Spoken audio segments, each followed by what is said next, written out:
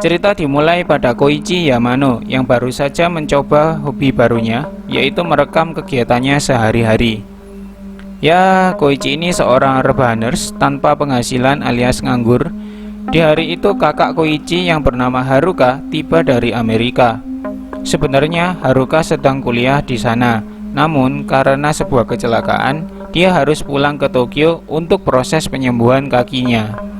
Haruka saat ini tidak bisa berjalan. Dia harus menggunakan kursi roda dan meminta bantuan Koichi untuk menggendongnya jika perlu. Oh iya, di rumah ini keluarga Yamano hanya terdiri dari 3 orang. Sang ayah bernama Shigeyuki sering meninggalkan anak-anaknya bekerja di luar negeri. Sedangkan sang ibu tidak diceritakan kemana, entah dia mati atau jadi bintang film JAV dan tidak pernah pulang karena ketagihan. Balik ke cerita film. Di malam hari mereka bertiga sedang makan. Sang ayah menjelaskan bahwa besok pagi dia harus pergi ke Singapura untuk proyek kerja di sana. Jadi sekarang hanya mereka berdua di rumah. Esok harinya Haruka bercerita bahwa semalam kursi rodanya diletakkan di samping kasur, tapi pagi harinya sudah ada di dekat jendela. Koichi mengira ada yang masuk ke kamar kakaknya melalui jendela, tapi sangat tidak mungkin karena berada di lantai 2 rumah itu. Sebelum tidur, Koichi meletakkan garam di lantai kamar Haruka yang dipercaya dapat menangkal energi negatif. Saat Haruka bangun, dia ketakutan melihat garam tadi berserakan. Koichi langsung mengecek rekaman kamera yang dia sembunyikan di bawah ranjang Haruka. Terlihat energi tak kasat mata membuat garam itu berserakan. Di samping itu, Haruka sedikit marah pada adiknya karena menaruh kamera di bawah ranjang tanpa izin. Koichi beralasan karena dia khawatir pada kakaknya. Dia segera meminta maaf dan meminta izin untuk menaruh kamera beserta tripod agar bisa memantau keadaan kakaknya dan mengetahui apa yang sebenarnya terjadi. Meski berat hati, Haruka akhirnya mengizinkan Koichi menaruh kamera di kamarnya. Ketika mereka tidur, tidak terjadi apapun saat rekaman dilihat. Haruka sedikit jengkel karena privasinya terganggu. Koichi lalu berjanji untuk sekali lagi merekam kamar kakaknya. Malam pun tiba. Terdengar seperti suara ketukan atau lebih mirip langkah kaki yang menaiki tangga. Namun tidak ada kejadian lainnya lagi. Koichi berusaha keras meminta izin merekam lagi di kamar kakaknya. Haruka sangat marah dan terus menolaknya. Hingga saat makan malam, mereka berbincang-bincang. 楽しんでんじゃん。楽しんでないし。ムカつくもうほんとやめてください。勝手にすればじゃあ。じゃあ入院します。 Pecahnya gelas yang tanpa sebab itu membuat Haruka berpikir ulang lalu mengizinkan Koichi menaruh kamera di kamarnya. Pada jam 2:30 pagi, terdengar langkah kaki beserta pintu yang terbuka sendiri. Lalu jam 4 pagi, selimut Haruka tiba-tiba bergerak seperti ada yang menariknya. Siang harinya ada tamu 3 orang teman Koichi yang menjenguk kakaknya. Yang ini bernama Jun, sebelahnya Mai, dan satu lagi yang bernama Mizu. Awalnya mereka ngobrol biasa hingga Mai bilang bahwa Mizu dapat melihat hal gaib. Mendengar hal itu, Koichi mengajak Mizu ke kamarnya untuk melihat rekaman garam tempo hari. Segera mereka ke kamar Haruka. Mizu melihat-lihat sekitar. Raut wajahnya menjadi aneh. Dia seperti ketakutan dan dia bilang tidak yakin dengan yang dia lihat. Mendadak Mizu kesakitan, mulutnya berbusa-busa. Kemudian dia buru-buru pamit pulang. Jun dan Mai yang khawatir juga ikut pulang. Ketika malam menjelang, Koichi menelpon sebuah website yang menawarkan jasa pengusiran hantu untuk datang membersihkan rumah dari energi jahat yang mengganggu kakak adik itu. Semakin malam terdengar suara-suara yang mengganggu Koichi. Penasaran dengan apa yang terjadi, Koichi berkeliling rumahnya. Dia menemukan lampu yang menyala redup terang sendiri. Bahkan radio tiba-tiba nyala. Setelah mematikan radio itu, dia melihat frame foto di kamarnya sudah pecah. Koichi menceritakan hal itu pada Haruka saat sarapan. Dia juga memasang kamera di kamarnya sendiri sekarang. Nah, saat jam 3 pagi, pintu kamar Haruka tiba-tiba terbuka. Lampu menyala dan mati sendiri.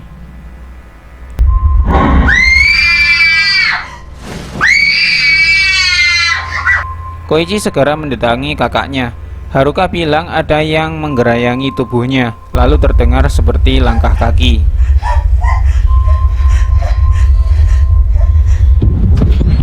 Koichi dengan rasa penasaran bercampur takut ngecek ke arah tangga tapi tak ada siapapun. Pagi harinya Koichi menelpon sang ayah agar pulang karena gangguan semakin sering terjadi. Pendeta yang ditelepon Koichi juga datang. Mereka langsung mengadakan ritual pengusiran hantu. Pendeta itu juga memberkati Koichi dan Haruka supaya selamat, aman, sentosa. Benar saja, setelah 4 hari tidak terjadi apa-apa lagi di rumah itu, Haruka lalu bercerita tentang kecelakaannya. Saat di Amerika, dia menabrak seorang wanita yang telah membunuh pacarnya sendiri. Haruka merasa bersalah, meski dia sendiri jadi tidak bisa berjalan karena kecelakaan itu. Tak lama kemudian, si bapak pulang dari Singapura, tapi hanya bisa 1 malam saja di situ. Malam hari tiba, sekitar jam setengah 4 pagi, kursi roda Haruka bergerak sendiri. Haruka menanyakan di mana ayahnya pada Koichi, dan dia bilang mungkin bapak sudah kembali ke Singapura tanpa pamit.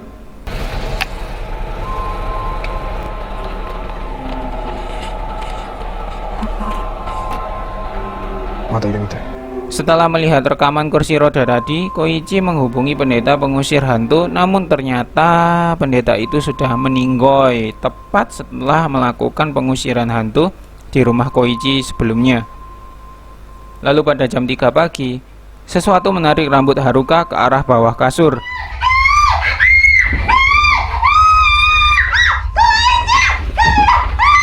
Mendengar jeritan Haruka, Koichi bergegas mendatangi kakaknya itu, tapi anehnya pintu kamar Koichi tidak bisa dibuka. Setelah berusaha cukup lama, akhirnya Koichi bisa keluar menyelamatkan Haruka.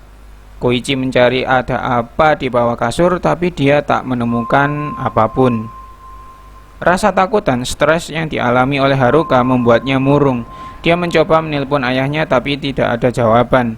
Koichi langsung menyuruh kakaknya mengemasi barang-barang untuk segera pergi dari rumah itu.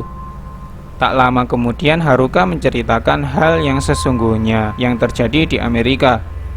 Terjadi hal aneh setelah kecelakaan yang dialami Haruka, bahkan saat berada di rumah sakit.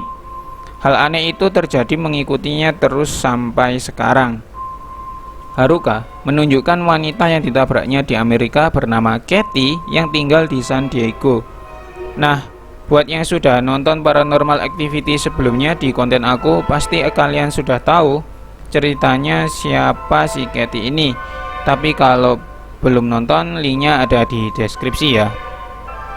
Oke, lanjut ke cerita film. Haruka merasa dirinya mengalami hal yang sama yang dialami Kathy sebelum Kathy membunuh pacarnya yaitu Mika.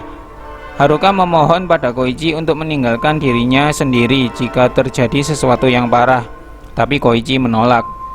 Saat malam tiba, Koichi mendengar Haruka teriak histeris. Dicarilah si kakak kemana-mana, malah ketemu di rooftop dengan sebuah gigitan di tangannya.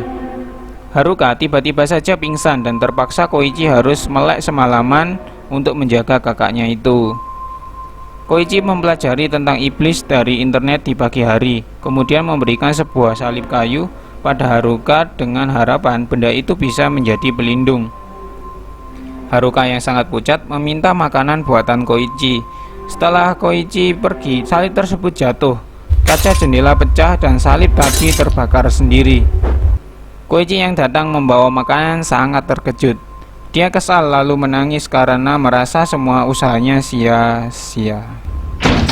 Pada jam setengah 2 pagi, pintu kamar Haruka terbuka sendiri. Tak lama kemudian Haruka terbangun. Dia sudah kerasukan iblis yang selama ini mengganggunya. Meski sudah lumpuh, Haruka bisa berdiri dan berjalan walaupun gerakannya sangat absurd sekaligus ngeri. Dia pergi ke kamar Koichi, memandangi adiknya berjam-jam sama seperti yang dilakukan Kathy pada Mika di Paranormal Activity 1. Setelah itu Haruka pergi entah kemana lalu berteriak keras. Koichi bergegas mencari kakaknya itu. Terdengar gelas yang pecah di dapur. Kemudian dia tersandung sesuatu. Saat dilihat, itu adalah kaki seseorang di dalam lemari yang ternyata adalah jasad sang ayah yang dari kemarin-kemarin dikira sudah balik kerja ke Singapura. Ketika menoleh ke belakang, Haruka yang kesurupan melemparkan Koichi ke kamarnya sampai kamera terjatuh. Dari belakang tampak kepala Haruka mendekati Koichi.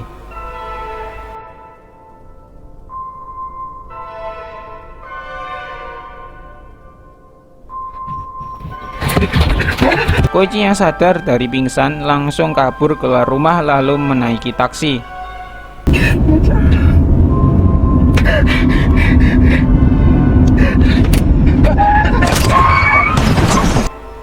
Scene berpindah di kamar jenazah yang memperlihatkan Koichi sedang melihat jasad sopir taksi tadi. Tiba-tiba dia ditarik sesuatu ke dalam kegelapan.